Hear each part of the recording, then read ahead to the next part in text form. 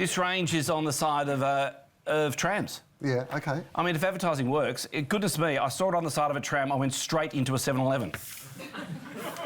Wow, that is sad. Remember 9/11? It changed the world. Well, now changes are coming to 7-Eleven. 7-Elevenのお客様へ Japan's icons now local at 7-Eleven, like crispy iview, fluffy egg salad rolls, succulent sushi, and juicy gyoza. 7-Eleven Oh, I love those cute cartoon mascots. I hope they make ones for what people really buy at 7-Eleven. Cigarettes, caffeine and condoms. 7-Eleven is also joining the Labubu Revolulu with Contini blind boxes. Oh my God, I got the gyoza. What kind of person would want that? We would. Time to see what's in here. Oh, what is this? Hot ice cream. I'll drink it later. Todd, will this work? Well, firstly, it's important to note that 7-Eleven is a Japanese company. It was bought by a Japanese giant, and it's incredibly successful in Japan. This is a classic boiled equity strategy. They're going, they own it. They're going to let's see if we can bring this in. In Japan, it's very different, though. In Japan, it's fresh food, it's high frequency, it's daily purchase. It has a kind of community about it, but it's very different in Australia. So in Japan, those fluffy egg rolls are legendary. In Australia, it's more like petrol with a Slurpee. So for them to think that they're going to change that, they're going to have to change perception. And to do that, that's going to require a lot of money. Is it possible? Yes. Is it likely? No. Well, they're pushing on an open door, though, aren't they? Because of just the sheer weight of Australians that have gone to Japan. It's just incredible. Now, the only number I know is that Japan got to 10 million visitors faster last year than any other time in the history of Japanese tourism. So a big percentage of those were Australians.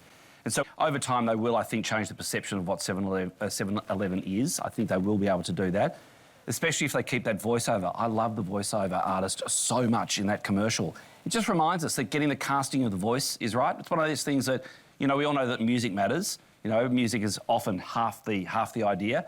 I think in that particular commercial, the voiceover just cuts through. I can't really remember it. Can you do the voiceover? No, I can't. Well, it's a... That was a trap. It is a raspy female voice, which I find very...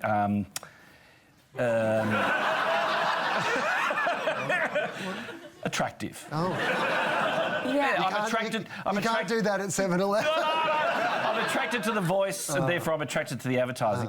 The other thing that happened to me the other day, of course, this range is on the side of trams. Yeah, OK. I mean, if advertising works, goodness me, I saw it on the side of a tram, I went straight into a 7-Eleven. Wow, that is sad. Did you really? Yeah. No, I'm serious. Russell's level of expertise he's bringing to the show now is an ad worked on me.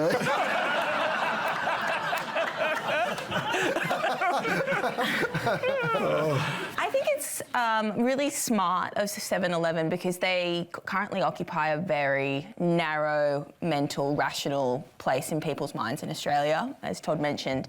And in Japan, it's this really aspirational thing that we're seeing on our TikTok feeds. And TikTok is really good at making mundane activities pop and trend and feel really trendy. It used to be this very rational need state to go to a 7-Eleven, petrol, late night snacks, ciggies, whatever it might be. And now they're trying to push into that desire state and that emotional affinity that you could have to the brand. And if you have that even tiny little moment of levity or joy opening a blind box, you're going to start having a little bit more of an emotional connection to 7-Eleven. You might, go there as a preference next time. It's a grouse brand, though, isn't it? I mean, it is... Which? 7-Eleven, the 7-Eleven brand. Like, in what way? Well, Did you mispronounce gross? It's a grouse brand. I think a really interesting context is that 7-Eleven hit us at the peak of our Americana hysteria, where everything in the 2000s was so American-coded. If you grew up in Wollongong like me, you wanted to take people to the airport so you could get Krispy Kremes on the way home. They took them in. What happened in that time is that every other convenience store, every other burger chain, people started to really adopt and hammer that American culture, and now we've moved on.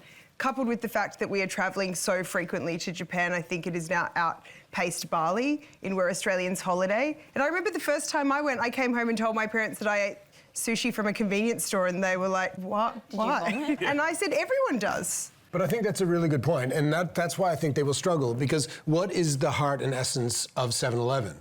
And it had that Americana thing. It kind of feels like what happened with Starbucks here. It comes in, it's American, it works for a little bit of time, then it's sort of gone. It doesn't really take off. I worry that 7-Eleven is sort of scrambling around to find its center, its identity, and I'm not certain that center is Japan. I worry about that too. I'm glad you're worried.